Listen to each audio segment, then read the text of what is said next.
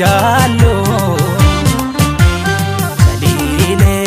taliile toona jalaan boora'in boruun jaalaluun oolu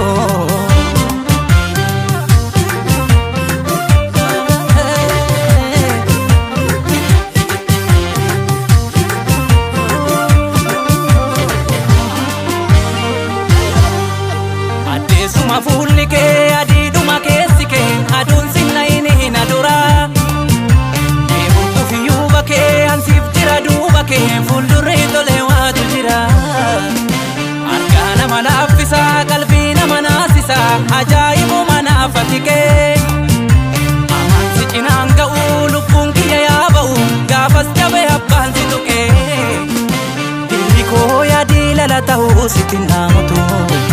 jajjabeetti jaalala danuu humna galaana ijji diimtuun qarqara qaraasiin millattu gatii qaalii sirratti kennee tamsi gaaddana sittin laafuu hirree yoota sanarraa gufattu akka keetuun jirree geessi dhangalaa baatu simboo oolmaa dachaan miira mara koo guuttee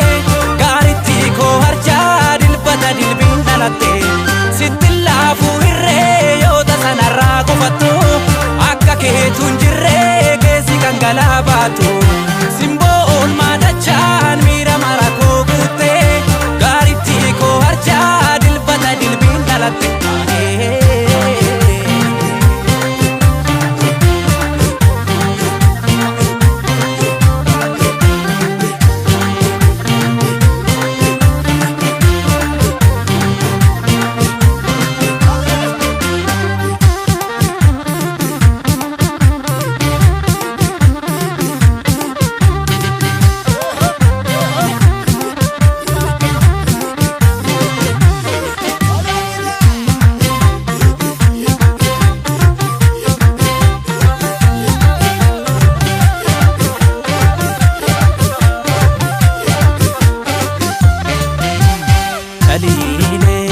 taliile too hundi haa beekni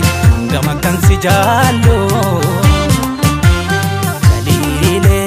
taliile too na jalaan boora'in boruun jaalaluun oolu